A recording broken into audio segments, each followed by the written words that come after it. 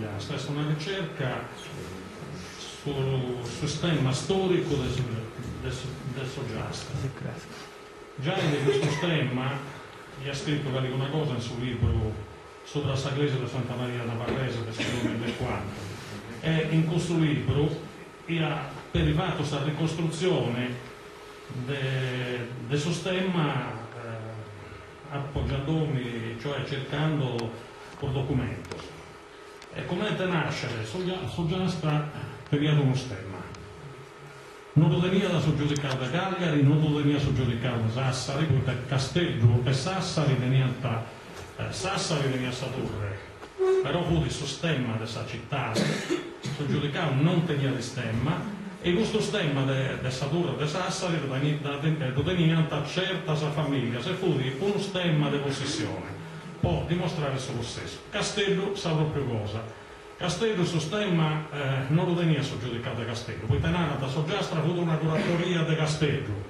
Ebbene, soggiudicato da Castello non tenia da suo stemma, Sogliastra tenia da suo stemma. Suo stemma da Castello nasce in su momento in cui, quando su Pisano, in su secolo XII, Prosomanco, pone da mano e fa anche su Castello.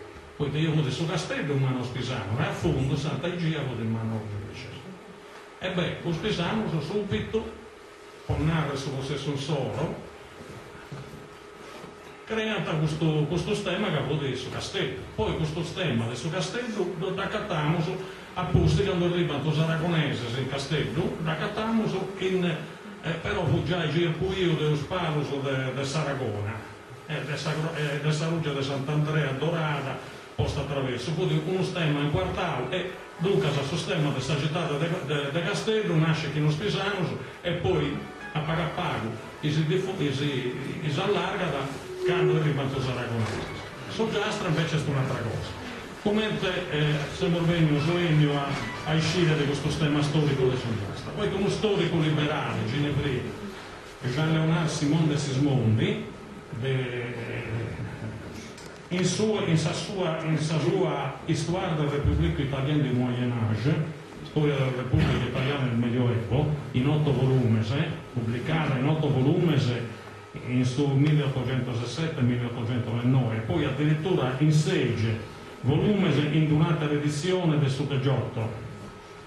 No, non si dà notizia sul stemma d'Oleastro. In sedizione italiana di quest'opera magna, di questo storico liberale ginevrino, sopra la Repubblica Italiana nel suo Medioevo, in suo primo volume, Savaglia 168-179, su Sismondi narra, possanno 1135. In suo tempo di questa lunga guerra, e forse prima, sono spiodatarios della Repubblica Vesana e Sardegna, si vuole incinto dessa signoria de Pisa, e si vuole narauso sovranos. Ora de Castello, o signore de Castello de Sassari del locutore Arborea, e antaveri piegau su titolo, anzi usurpau su titolo del re, atteroso, come i visconti di Gallura e Sismondi d'Oleastro, narra da Sismondi, rinunciando alla vanità dei titoli, non si erano resi meno indipendenti, e narra di nota Sismondi, fu allora senza dubbio che essi presero per stemma quello dei loro feudi, lasciando quello di famiglia. I visconti abbassarono l'armi gentilizie proprie, scudo bipartito di rosso e di bianco, sotto il gallo nero di Gallura. I Sismondi bipartirono le loro scudo bianco con 3 fasce rosse con lo stemma d'Oleastro, e cioè lo stemma d'Oleastro era uno scudo rosso con 6 olive bianche tempestato di piccole croci. Questo grosso modo, la ricostruzione che ho fatto io, è lo stemma d'Oleastro secondo la testimonianza del Sismondi.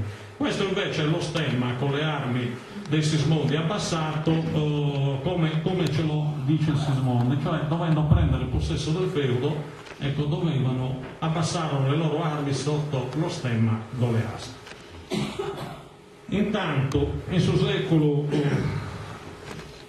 XI e fu da cavallo la prima guerra tra Pisanos e Genovese nel 1133.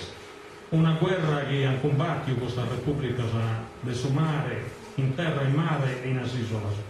E ad accabbare questa guerra che una pace, che una tregua di 5 anni, che fu distetta a suggeria da Bernardo de Chiaravalle,